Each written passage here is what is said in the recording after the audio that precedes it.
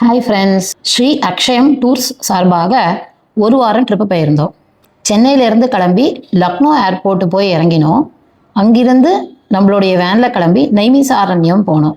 நைமிசாரண்யம் இந்தியாவில் உத்தரப்பிரதேஷ் மாநிலத்தில் சீதாப்பூர் மாவட்டத்தில் லக்னோலேருந்து 90 கிலோமீட்டர் தொலைவில் உள்ளது. இங்குள்ள தேவாதிநாதர் கோவில் 108 திவ்ய தேசங்களில் 97வது திவ்ய தேசம் ஆகும். நைமி என்றால் சக்கரம், ஆரண்யம் என்றால் காடு. 88,000 ரிஷிகள் ஒன்று கூடி தவம் செய்ய பிரம்மனால் தேர்ந்தெடுத்து கொடுக்கப்பட்ட இடமே நைமிசாரண்யம். விஷ்ணுவின் சக்கரம் விழுந்த இடமே சக்கர தீர்த்தம். இங்கிருந்துதான் வியாசர் 6 சாஸ்திரம், 18 புராணங்கள், 4 வேதங்களை இயற்றினார். இங்குள்ள கோமதி நதி ஆதி கங்கை என்று அழைக்கப்படுகிறது. அயோத்தியா உத்தரப்பிரதேச மாநிலத்தில் நைமிசாரண்யத்தில் இருந்து 225 கிலோமீட்டர் தொலைவில் சரையு நதிக்கரையில் உள்ளது. பகவான் விஷ்ணுவின் தச அவதாரங்களில் 7வது அவதாரமாக ஸ்ரீராமர் திரேதாயுகத்தில் தசரத புத்திரராக அயோத்தியாவில் பிறந்ததாக கருதப்படுகிறது. அம்மாஜி மந்திர், சவுத் இந்தியன் டெம்பிள் என்று அழைக்கப்படும் சீதாராமர் கோவில் வைஷ்ணவ திவ்ய தேசங்களில் 96வது திவ்ய தேசமாகும். தமிழகத்தை சேர்ந்த யோகி பார்த்தசாரதி ஐயங்கார் மற்றும் அவரது மனைவி சிங்கம்மாள் ஆகியோரால் திருப்புல்லானியில் இருந்து எடுத்து செல்லப்பட்ட சீதாராமர் விக்கிரகங்களை கொண்டு கட்டப்பட்ட கோவில் இது. சிங்கம்மாளால் பல காலம் பராமரிக்கப்பட்டதால் இக்கோவில் அம்மாஜி மந்திர் என்று அழைக்கப்படலாயிற்று. பாலராமருக்கான தனி கோவில் 2024ஆம் ஆண்டு ஜனவரி 22ஆம் நாள் பிரம்மாண்டமாக கட்டப்பட்டு கும்பாபிஷேகம் நடத்தப்பட்டது. தினமும் மாலை 6:30 மணிக்கு சரையு நதிக்கரையில் ஆரத்தி காட்டப்படுகிறது. இங்கு ஹனுமாருக்கு ஹனுமான் கர்ஹி என்னும் பெயரில் ஒரு தனி கோவில் அமைந்துள்ளது மற்றும் தசரத் மஹால், கனக் பவன் என்று 2 மாளிகைகளும் உள்ளது. இங்குதான் தசரதர் வாழ்ந்ததாக சொல்லப்படுகிறது. பிரயாக்ராஜ் அயோத்தியாவில் இருந்து 165 கிலோமீட்டர் தொலைவில் உள்ளது. முன்னர் இது அலகாபாத் என்று அழைக்கப்பட்டது. இங்கு கங்கா, யமுனா, சரஸ்வதி ஆகிய 3 நதிகள் சங்கமிக்கும் திரிவேணி சங்கமம் அமைந்துள்ளது. 12 வருடத்திற்கு ஒருமுறை நடக்கும் மகா கும்பமேளா இங்கு சிறப்பாக நடத்தப்படுகிறது. இங்குள்ள அலகாபாத் ஃபோர்ட்டில் கயாவில் உள்ள அக்ஷயவடத்தின் வேர் இங்கிருந்து ஆரம்பிப்பதாக நம்பப்படுகிறது. திரிவேணி சங்கமத்திற்கு அருகில் படுத்த நிலையில் பெரிய ஹனுமான் காட்சியளிக்கிறார்.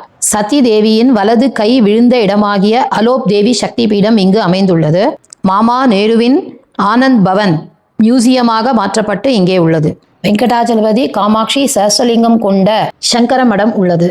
வேணி மாதவருக்காக தனி கோவில் இங்கு அமைந்துள்ளது.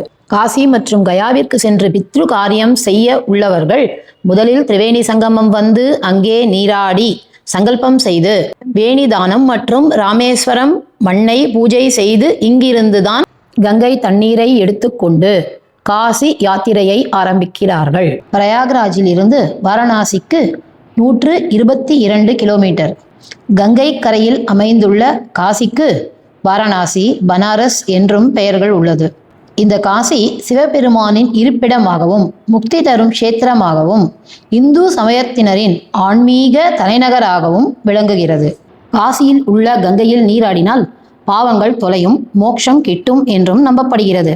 ஆகவே மக்களில் பலர் காசி யாத்திரையை தங்கள் வாழ்நாளில் முக்கிய நிகழ்வாக கருதி முன்னோர்களுக்கு பரிகாரம் மற்றும் பித்ரு காரியங்களை செய்கின்றனர்.